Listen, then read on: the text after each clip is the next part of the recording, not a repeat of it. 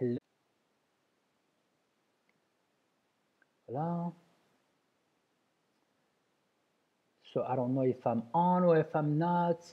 Whenever I try to record this, there's always some kind of a lapse between what my screen tells me. I am live. So welcome everybody. My name is Sham, known in the community as the responsible restaurant owner. And what's my mission statement? This is what this video is going to be all about. So I don't want to take a lot of your time because I know there is so much information that you want to cover and conquer. So my goal, guys, in the next 5 years, 5 years, 5 years, to help 300 entrepreneurs open and run their first successful restaurant. Why am I doing this? Well, I came to the Silicon Valley, to California, back in 1999 to pursue my education.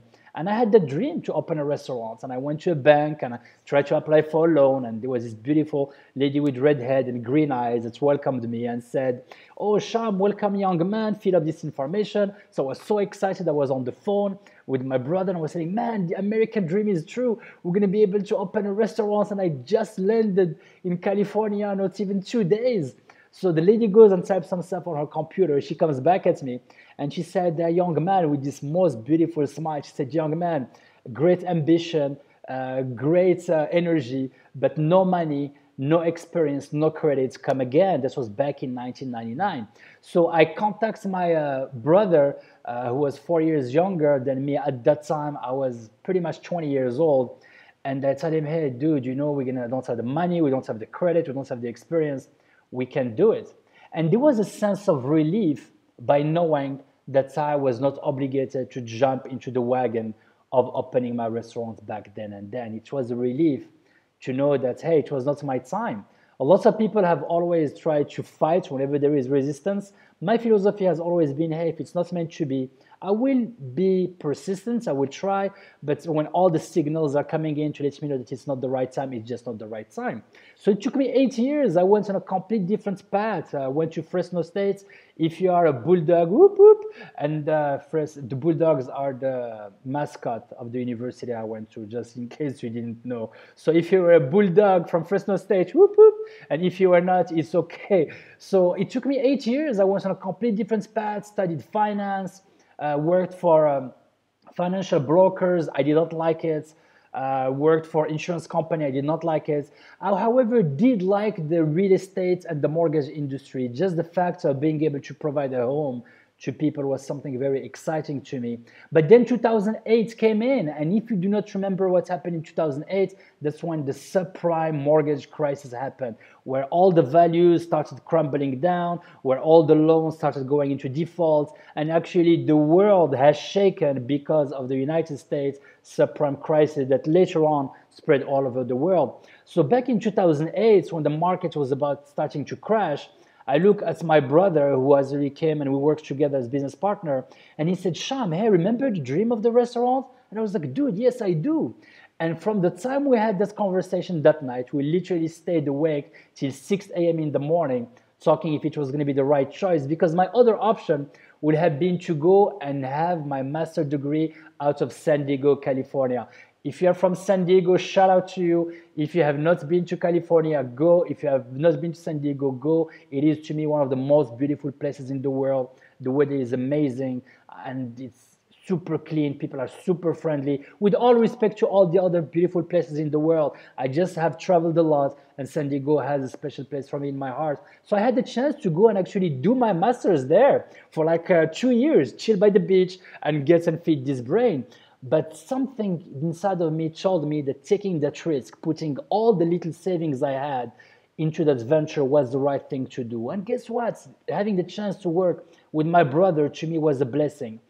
I, however, was not ready for it. From the time we had that conversation, literally 45 days after we had the key to our first restaurant, and this gentleman right here, whose only experience with the restaurant industry was to eat and drink and celebrate, well, suddenly had to learn credit card processing and what hosting means and sequence of service and what 86 means and all these terms.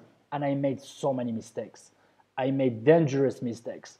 I was actually, over the course since 2008, I was on the verge of losing everything more than once because I was not responsible.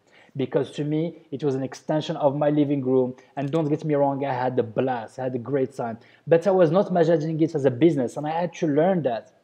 The biggest mistake people make when they open a restaurant is that they look at it, as I said, as an extension of their living room, while in fact it's a business. We get attached to people. You know why so many chefs are super frowny? You look at them and they look grumpy and all, because they've been so disappointed. They had so many employees. The hospitality industry has one of the highest turnovers, and we give our hearts away. If you are a restaurant owner, if you choose the hospitality path, you love people, you love to see people having a good time.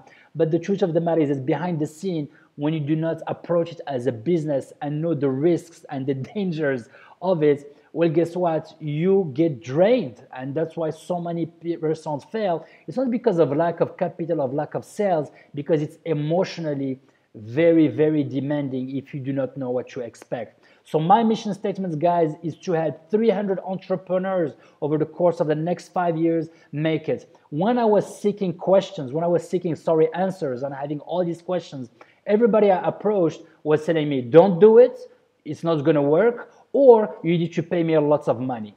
And this is my way to a shout out to all those people that were not able to be reachable to me, that were not able to be helpful. Don't get me wrong, I was, thank God, very lucky to have key people, not that many, that were able to guide me, but everything I learned was actually through my own mistakes. As I said, I was on the verge of losing everything more than once, more than twice, more than 3 times.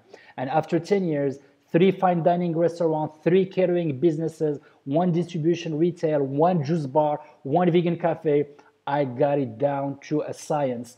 And my commitment right now is to help 300 people all over the world make it happen. I don't care if you are in Singapore, if you're in China, if you're in the Philippines, or if you're in the United States. We are all different. Yes, the society where we live may be different, but the concept of success, of running a successful business are the same. If you're a current restaurant owner and you're watching this because for whatever reason, maybe it's just your destiny for us to cross paths, if your operation is not working exactly as you want it to be, please do not worry about reinventing the wheel, about trying to change everything on the menu. Because when I started having issues in my restaurants, on the first one, every time I talk to somebody, everybody has suggestions. Guess what, guys? It is not about the product in itself. Your product is good.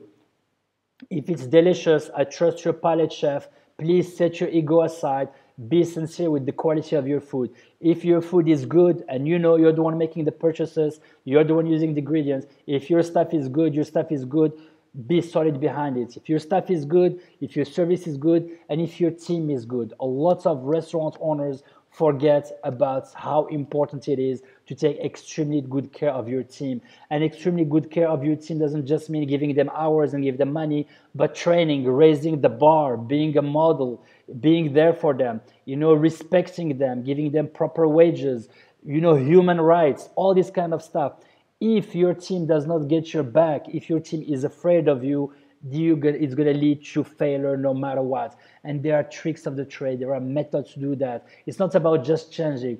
Now, boss, even if you want to change things about your restaurant, it's not going to happen overnight.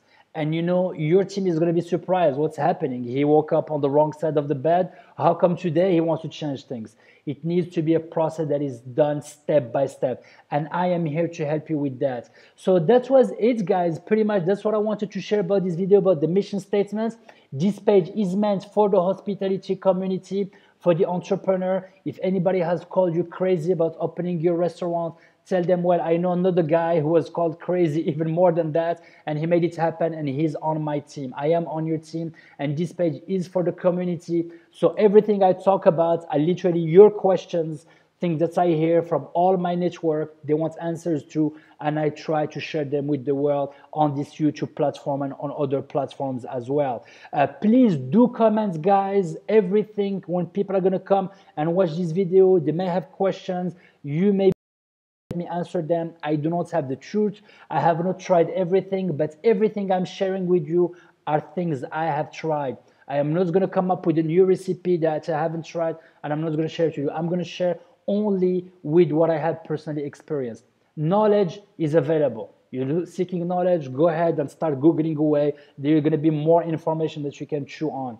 And this is a mistake I have made as a non-responsible restaurant owner, is that I want to save money. You know, entrepreneurs were very good at saving money, right? But sometimes you cannot cut corners. And the mistake I did when I first started is that I was collecting little pieces of the puzzle from many different sources. And guess what? Every single source has a full-blown different puzzle. So if you spend your time collecting little pieces of the puzzle from so many different sources, your final picture is not going to make any kind of sense. What do I mean by that? I encourage your continual education. I encourage you to keep on looking at other information, but you need to stick to somebody. I have a thick accent. You may not be able to relate to me. Find somebody that you can relate to, that you trust, that you know is going to be there. Ask them questions. See how responsive they are. And that's the way you're going to be able to actually make it happen. So that was the mission statement, guys. Wish me good luck. In 5 years, we're going to have 300 people achieve the dream of restaurant ownership and be successful at it. And the last part of this video, since we're at it and we are live, baby, straight from China, I want to talk about the cost of waiting. A lot of people are going to have you jump the gun and tell you, oh, don't wait. The opportunity, if it's meant to happen, it will be meant to happen. I spoke to a gentleman yesterday from the Philippines. I'm not going to mention his name because I didn't have the permission to talk about his business. But the gentleman has been in the restaurant industry for 10 years. He did the kitchen, he did supervising, he did floor manager, he did catering, he did every single aspect of the business. And he was still concerned about should he jump into this venture. And I told him, well, do you have a good location? He's like, people are fighting for me to get me to the location. How were the list terms? The list terms were amazing. And he was ready. When he started working in his first restaurant, they had only 1 unit. And he helped this 1 unit grow into 37 other units. And this is a time when I'm like, dude, there is no more waiting. This is the time. So definitely be as patient as possible. There is no need in rushing. If this is not the right location, there is going to be many more. The land, the world is vast enough for you to be able to build your concept. Be extremely patient and just know when it is the time to pull the trigger. If you're just a personality that just goes and pulls the trigger all the time, definitely slow it down. If you're somebody who is very risk averse like me, I am risk averse, meaning I do not like to take risks. Take your time, but you need to set up yourself a time by which you're going to move to the next level. Is it a risk? Yes, but what is not a risk? Every time you drive your car, well, guess what? There is risk. Every time you take anything, there is risk. This is a blessing if you have a chance to go and become your own self-boss and have people that can actually help you take it to the next level. So this is it for it, guys. This is one of my first longest YouTube live stream. I don't know how well I did, how horrible it was, how it sounded. Am I speaking too fast? Am I beautiful? Do I need to shave? Whatever feedback you have for me, please let me know. Once again, this was Sham, the responsible restaurant owner. And until we meet again, remember, the secret ingredient is love, baby. It's love.